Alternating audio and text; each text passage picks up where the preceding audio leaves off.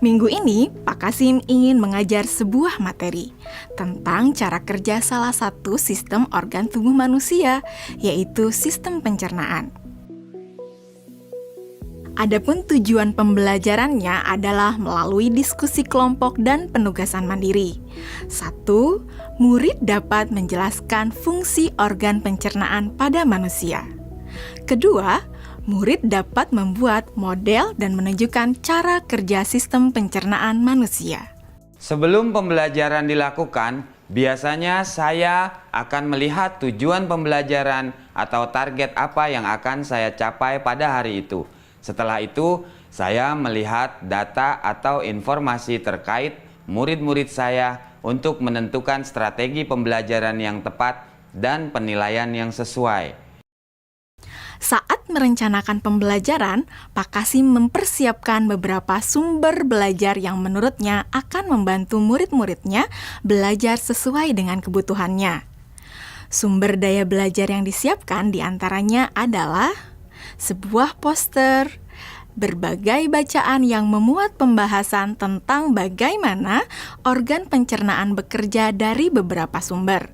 Ada yang berupa beberapa buku bacaan dengan tingkat kesulitan berbeda-beda, artikel sederhana, mengunduh sebuah video singkat yang sesuai dengan apa yang ia ingin anak-anak pahami, membuat kartu-kartu pertanyaan untuk membantu murid mengkonstruksi sendiri pemahaman mereka tentang cara kerja sistem organ pencernaan dengan menjawab pertanyaan. Sumber belajar yang beragam ini tentunya tetap sesuai dengan tujuan pembelajaran yang ingin dicapai, atau dengan kata lain mengimplementasikan diferensiasi konten.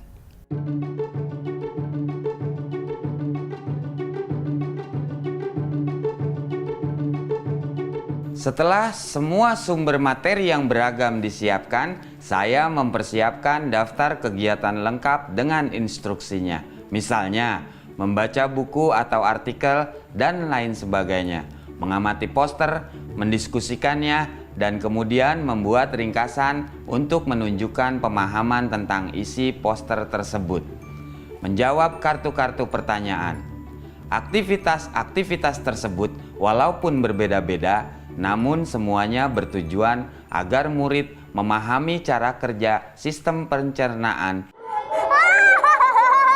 Assalamualaikum. Bagaimana kabar kalian? Waalaikumsalam. Baik, Pak. Hari ini kita akan mempelajari tentang sistem pencernaan manusia. Saya, Pak. Di awal pembelajaran, Pak Kasim memberikan penjelasan kepada semua murid yang ada di kelasnya tentang tujuan pembelajaran dan konsep kunci yang ia ingin anak-anak kuasai. Lewat proses tanya-jawab dan contoh-contoh, Pak Kasim memastikan bahwa murid-muridnya memahami apa yang dimaksud dengan sistem. Pak Kasim meminta murid-murid bekerja dalam kelompok. Untuk penugasan kali ini, Pak Kasim telah mengelompokkan murid berdasarkan tingkat kemampuan murid membaca.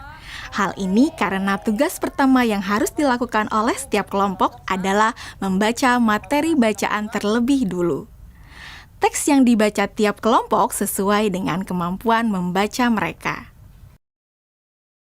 Selama proses murid melakukan kegiatan, saya mengobservasi dan memantau pemahaman murid-murid. Saya mendatangi tiap kelompok, mengajukan pertanyaan, dan memberi pertanyaan lanjutan kepada murid-murid yang memerlukan bantuan atau perlu diberikan tantangan lebih. Saya juga membuat catatan-catatan penilaian selama proses ini. Setiap jawaban murid, pertanyaan murid, saya perhatikan dan menggunakan informasi ini untuk menyesuaikan tingkat bantuan yang akan saya berikan pada murid atau berdiferensiasi proses. Sistem pencernaan adalah serangkaian jaringan organ yang bekerja untuk mencerna makanan. Organ pencernaan antara lain meliputi mulut, kerongkongan, lambung, usus kecil, usus besar, rektum, anus.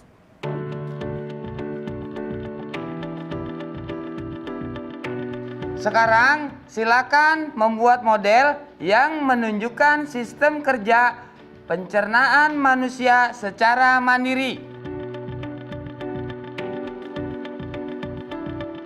Selama proses murid-murid membuat model sistem pencernaan, Pak Kasim berkeliling melihat pekerjaan murid untuk mengetahui sejauh mana pemahaman murid.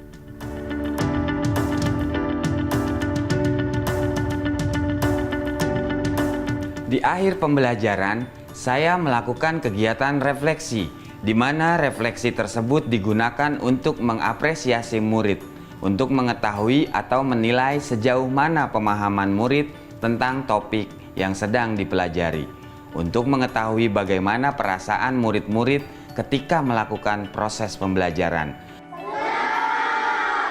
Agdas, Senang, Pak. Arjuna, Senang, Pak. dan tentunya semua ini dapat menjadi informasi bagi saya untuk mengembangkan proses pembelajaran selanjutnya.